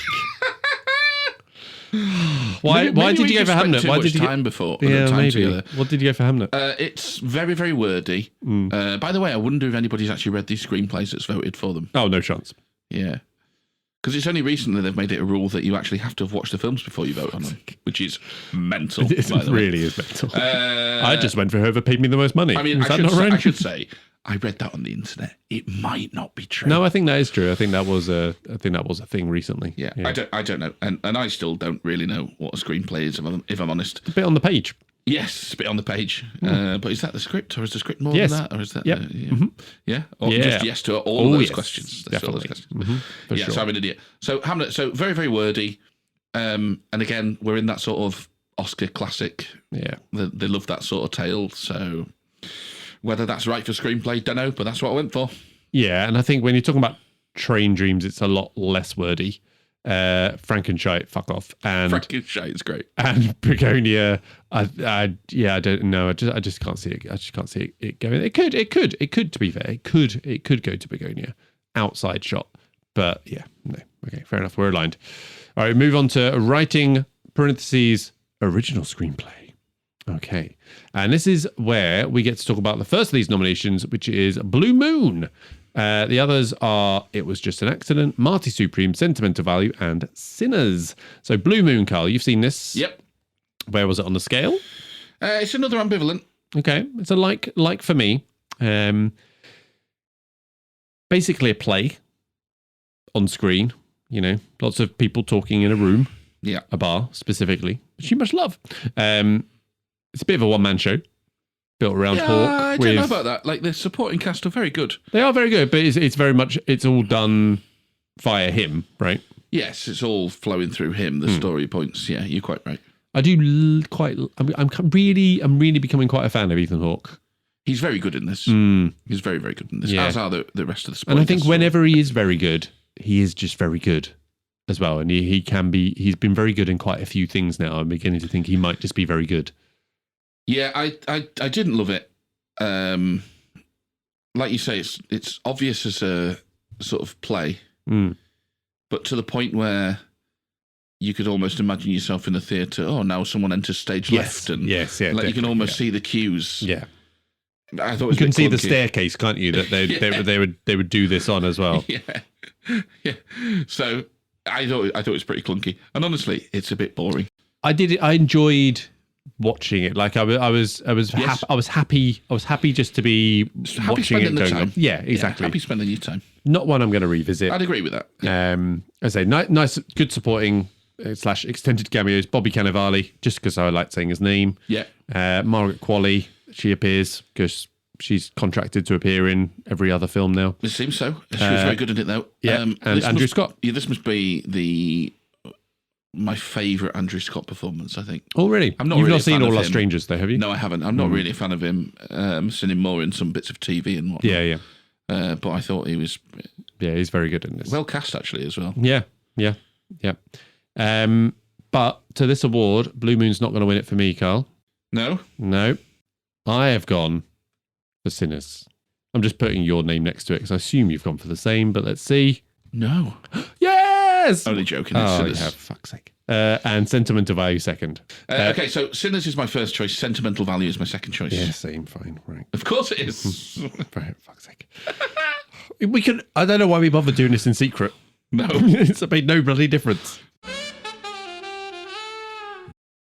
All right, number 19, live action short. I'm quite looking forward to talking about this one. How many of these have you seen, Carl? A Friend of Dorothy, Butcher's Stain, Jane Austen's period drama, The Singers, and Two People Exchanging Saliva. 4. Oh, I've only seen 3. Okay, good. Which one have you not seen? I haven't seen The Butcher's Stain. I've not seen that either. Okay, you've seen A Friend of Dorothy, which Yes. I've not seen. But the other 3 that I have watched, so Jane Austen's period drama, The Singers, and Two People Exchanging Survivor. Well, interesting lot. Just very quickly, A Friend of Dorothy. I'm a bit disappointed you haven't seen this one because I did not like this one. Okay. I think it's incredible that a film of this quality is really? nominated for one of the 5 best live action shorts. Which At there the must same- have been a lot of. At the same time, yeah. I'm completely not surprised. I'll tell you why. It's about a generational friendship. Like old person Gotcha. finds unexpected friendship in young person. She turns him onto the arts. Like you've seen this story. Oh, is it about the arts as well? Yeah, you've seen. Yeah, well, that's it, isn't it? It's that self-referential like thing that. about the arts. You've seen this story loads and loads and loads. The actor who plays the young kid, fine.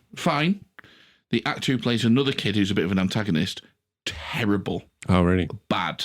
Like any of the plotting is like completely unsurprising. The dialogue is uninspiring.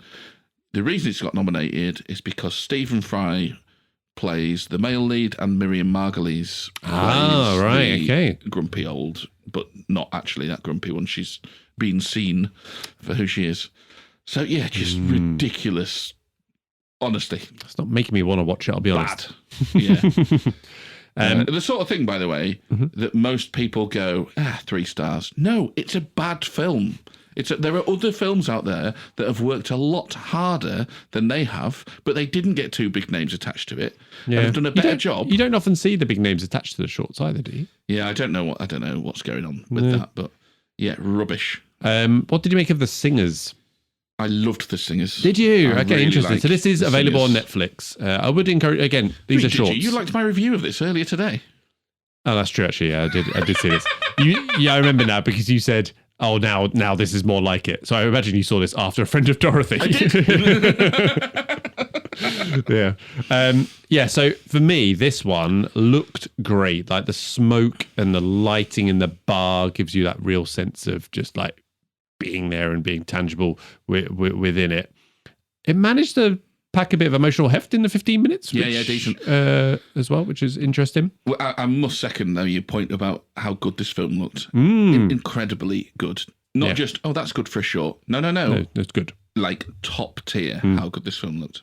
Yeah. That being said, I don't think it's going to be a front runner from the ones I've seen. Yeah, really, really love the vibe. Beautifully shot movie. Like you say, manages to pack a bit of heft. Great music.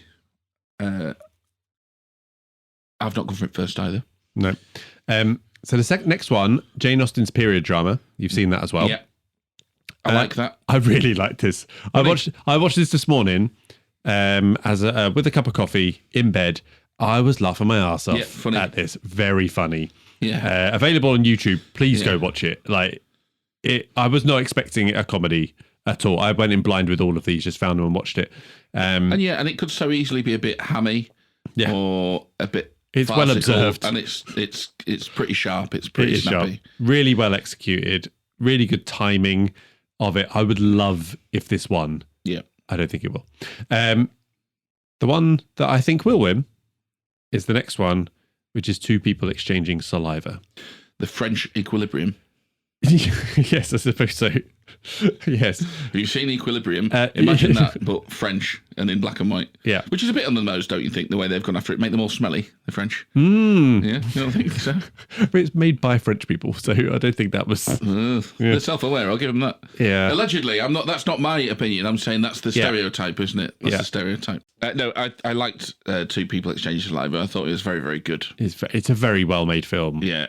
But I really did enjoy it a lot. It's another beautiful to look at film. I mean, it's in French, but still the acting in it seems very good. It makes it all the hotter when she's slapping her across the face. I was explaining to Emma and Theo over dinner. I was just like, I saw this film and where the currency is slaps and stuff. And they were just like, It's like, yes, all the rich people have got like marked up faces and all the poor people are like putting makeup on to make themselves look rich and stuff. It's very, very, very good. I'm not sure how this would convert to a full length film. You know, I always think about the shorts when you watch them. You're like, could they? Because some shorts get turned into full length ones. Yeah, it'd be a French Equilibrium.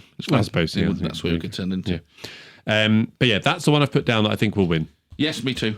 And what have you gone for second? I've gone for Singers. The Singers second. Okay, so I've gone for Jane Austen's period drama just because I hope it will win. Good. Butcher's Stain is quite topical. I've not seen it. No, same. And I should say as well, Two People Exchanging Saliva is available on YouTube, as is Jane Austen's period drama, if I've not already said that. So seek them out. Right, number 20, lead actress. We're into the big ones now, Carl. Into the big ones. So the nominees are Jessie Buckley. Should we stop there? Jessie Buckley for Hamnet, Rose Byrne for If I Had Legs I'd Kick You, Kate Hudson for Song Sung Blue, Renate Reinsve for Sentimental Value, and Emma Stone for Begonia. All right, so this is the first appearance for a couple of films. If I Had Legs I'd Kick You. You seen that one? Yep. And what did you make of it? Ambivalent on that one. Okay. I could actually go down to I don't like, to be honest. I'm similar. I was I could go down to ambivalent. I was kind of in between. Simple 5-point scale. Simple 5-point scale. It would just kind of go, oh! That's where that half scale really comes in. It's supposed to be darkly comic. I did not find it funny at all. Is it? Yeah, okay. Yeah. A lot of people talking about how funny it is. Okay.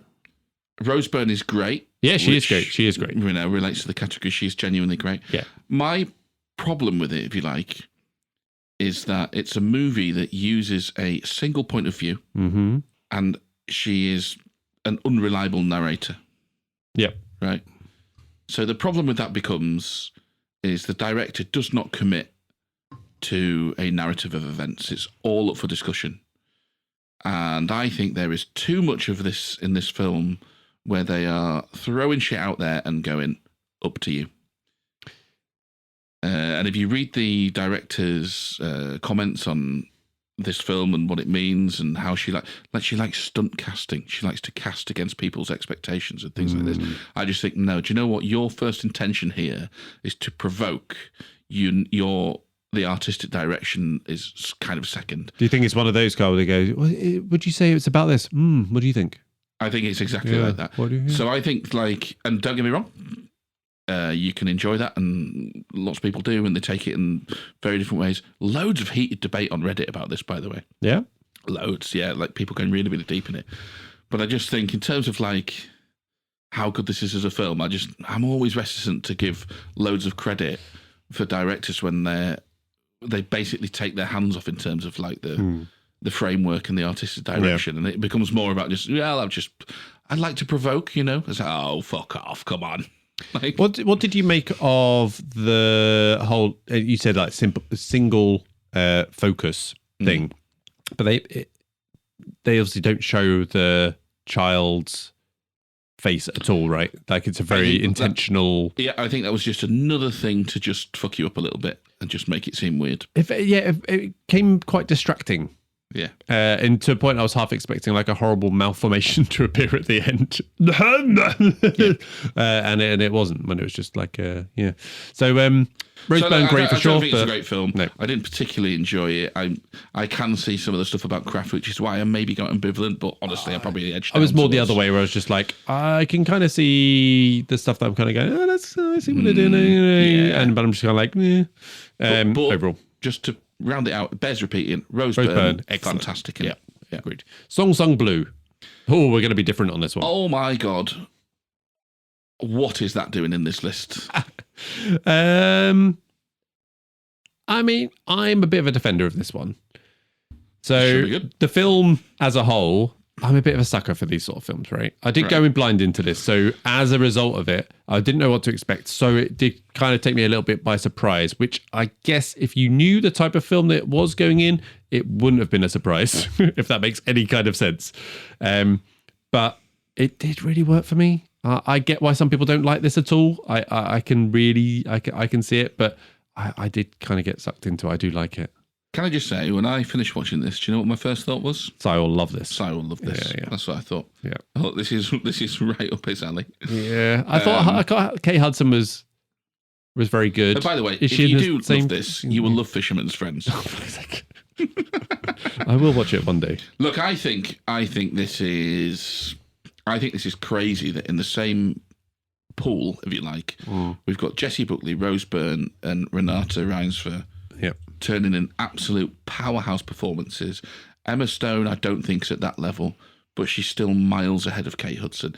Now, that's not to say Kate Hudson is bad in this film. She's absolutely not. But this film is so incredibly safe and nice. Like, this isn't attempting just being nice and putting out a thing. And that's absolutely fine, which is why I'm not surprised that you loved it at all. And I don't begrudge anybody enjoying it. But, like, best actress, come on. She's got nothing to do. I think, she's fine, but best actress. Yeah, I think Andrew from Rev Almanac, he listed 20 performances that he would rather have seen Exactly. ahead. Exactly. And actually, you do look down the list and you're kind of like, well, okay. Exactly. And it's not a slight on Kate Hudson, No, and it's not her fault she's because she perfectly can good, act but- what she's been given. Yeah. Okay, so I've got a feeling I'm going to be going a very similar way to a lot of people on this one, Carl. And you know what? I'm playing my Miramax wildcard here. And I'm going for Jessie Buckley. Same. Yeah. I mean, it's the most sure thing of anything, isn't it? Yeah. What have you gone for second choice, though? Just in case they fancy throwing a curveball. I think it's between Rose Byrne or Renata Reinsver, and I've gone for Renata Reinsver in sentimental value. I think she's masterful in that film. So I have gone not for what I think should win, but I went for, look, if anyone's going to upset it, Academy darling Emma Stone. Emma Stone, yeah, can see the thinking. Putting it down there. You Yeah. never know. So I've gone for her second choice. Sensible. Last few, Carl. Number 21. We're on to the big one. Makeup and hairstyling. The one we've all been waiting for. No disrespect to those makeup people and hairstylers. This is what they'll do on the night as well, just to like when everyone's like salivating. It'll be makeup. previously awarded Yeah, tonight. Also awarded whilst we're on a break. Yeah. Right, so we've got Frankenstein, Kokuo. What do you say? How we pronounce that one? Kokuo, yeah. Kokuo. Sinners, The Smashing Machine, and The Ugly Stepsister. Now, I've not seen Kokuo or The Ugly Stepsister. Same. Okay. But The Smashing Machine, we've not talked about. You've seen this now. Yeah. What did you make of it? Yeah. Ambivalent. Loads of good production stuff, but safe, pretty boring. Yep. The acting is only fine. Yeah, that's what I said. Johnson is fine. Blunt does well with what she has, but I think this is another case of the actors just haven't got a lot to get the teeth Yeah. into because it plays it so safe. I was expecting a lot more. There was a lot of early buzz about this. There was a lot of Dwayne Johnson getting a nom. There was a lot of Emily Blunt getting a nom for this. And then when it came out and I saw it, I was just like, yeah, disappointing, bit boring. We've not seen Kokuo or The Ugly Stepsister. But as The Ugly Stepsister seems to be some sort of period drama, it's got to be up for a shout, surely.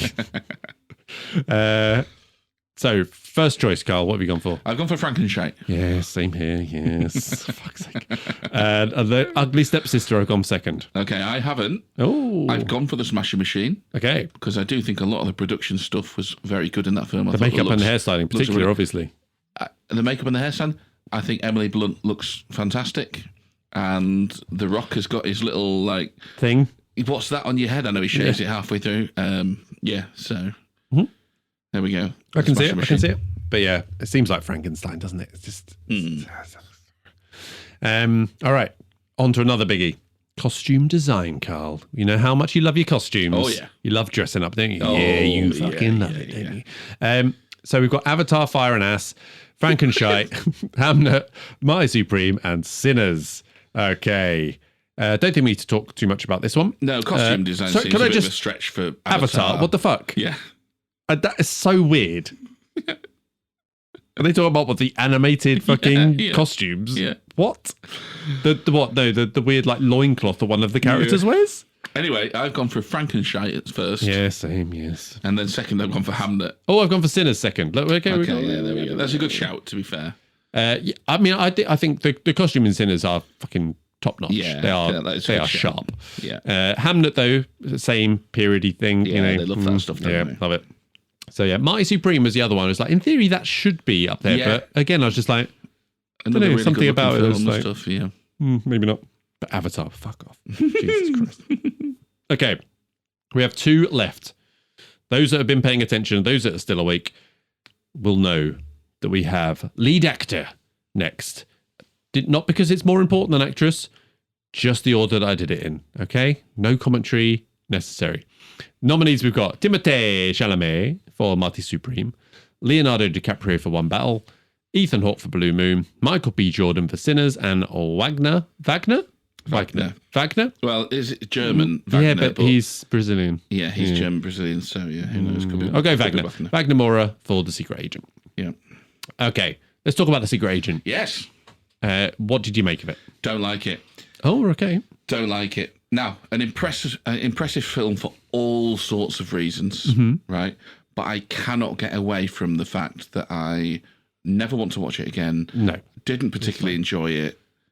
And it wasn't unengaging, so saying it was hard to get through is not perhaps right, but it certainly wasn't easy. So that's interesting because, firstly, I watched this a bit in a strange way because I watched it in multiple parts. Which might help. Yeah. So actually, I didn't find it difficult at all to get through. And actually, I was quite annoyed when I had to stop bloody work. And I was quite enjoying just kind of coming along for it because I found it quite intriguing, the whole plot, because I didn't know what the fuck was going on for quite a lot of it. So I was kind of like, it's all going to become clear. It's all going to become clear.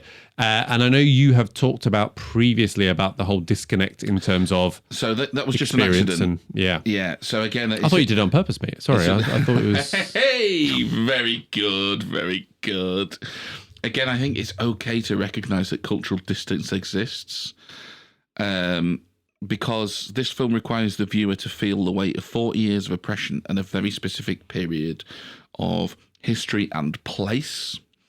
And whereas I thought I can't quite get that in, that was just an accident, and that was also a bit overtly silly, and I can't judge whether that's good or not. I was struggling to. Mm-hmm. Some people might have watched that and gone, well, it was easy, mate, it was great. This one makes a decision to leave most of that off of the screen. It is a very, very stripped back, very, very sort of vibes first. You're just going to sit and you're just going to hopefully be able to get the message because you maybe have a bit of outside knowledge, and we don't, right? So again, it is impossible for me to feel and appreciate this in the same way that a Brazilian person that speaks Portuguese and lived in this time and place does. Impossible. So I don't know what he's doing on this list. Wagner Moura is great. He is great. Yeah. But this does smack a little bit to me as the Academy's desperate attempt to appear interesting, if I'm honest. Yeah. I mean, I think that's all fair. It's the top 5 thing again. Yeah. You were saying about like how Andrew for Best Actress listed off another 19 or 20 performances that were better. Are you telling me you can't do that for international feature films? Yeah. Yeah, fair point. I think Wagner is very good in this. He's excellent in this. He is, which is the award, to be fair. But like we're talking about the film as a whole. It was very much, and when I'm thinking about my predictions as well, will the Academy go for the we're being all interesting and going for the foreign language performance for it or not? Now, Timothée, movie star performance. Yeah. Leo, lead in the presumed best picture winner, maybe, or at least a very big winner on the night, so you can't discount him. Ethan Hawke, love to see him win, but can't see it happening. No. Michael B. Jordan, 2-for-1 performance. Could benefit from Timothée being a gobshite. Yes. On this. Oh, it's a tough one. It is a tough one. It's between Timothée and Michael B. for me. But Wagner Moura got the Golden Globe. Timothée might continue to open his mouth. Yeah. He do be doing that. It's tricky. I've gone for Timothée as first. It's a movie star performance from Timothée Chalamet. I think he's a long way short of being a great actor. He's not a bad actor, but he very much dominates the screen through being a bit of a prick, if we're honest. Perfectly cast. Yeah, perfectly cast in this. I think his award is going to come in a year where it's a weaker year where you don't have stronger performance. And I'm with you. And like in pure acting terms, Ethan Hawke should be with a shout. But that's not how people vote for this stuff, do they? They'll look at Blue Moon. And I would love it if he won. I would love it, but I think Leonardo DiCaprio has got more to get his teeth into in One Battle, and I think he's very, very good. I think he's doing a better acting performance than Timothée. Wagner Moura is doing a great acting performance. I think he's better than Timothée. Whether he'll do that or not, I don't know. I've gone for Michael B. Jordan. Okay, good. Big departure. I like it. What have you gone second? I think he's carrying that film. There's a bit of momentum behind him. I've gone for Michael B. Jordan. Second, I've gone for, and it could be Timothée, but I've gone for Leo again. I think he's got more to do. I think it's a better acting performance. I think One Battle After Another is going to do very, very well. Yep. So I've gone for Leo as second. I've gone for Wagner Moura second in the are they going to want to look interesting defensive strategy. I think Michael B. Jordan is the second most likely to win it, weirdly, but this could go all fucking weird. They could go off piste here, I reckon. Yeah. This is where I think they could just go, fuck it. Timothée's being a dick. Let's go for Wagner Moura instead. Yeah. It's less controversial that way. All right. We have reached our conclusion, Carl. We have the last one, the big one, the best picture. We've spoken about all these 10 films now. Begonia, Frankenstein, For One, Hamnet, Marty Supreme, One Battle After Another, The Secret Agent, Sentimental Value, Sinners, and Train Dreams. What have you gone for, Carl? Oh, no surprise. Probably the same as you. One Battle? One Battle After Another. Yeah, One Battle gets the nod for me. And backup being Sinners. Sinners. It's the same as you, isn't it? Yeah. Yeah, and I think it is pretty much a safe 2-horse battle there, with probably not really a 2-horse battle, probably more just a 1-horse battle in that one. But you never know. They can throw up surprises. Maybe there will be some. Carl, have you got anything else for us? Nope. In that case, that's all we've got. So if you've made it this far, well done. And if you want to get involved in the predictions fun, click on the link in the episode description and then listen along to our live Oscars reaction episode, which we're not releasing live. We're not mental. We'll edit down to a tight, I said 60. That's unlikely. We don't do anything under 60 minutes. A tight 2 hours. And release on Monday, the 16th of March. Sleep optional. Good luck, everyone. May the bribes forever be in your favor. Goodbye. A movie podcast. Movie the needle. They said it won't last. Movie the needle. A movie podcast.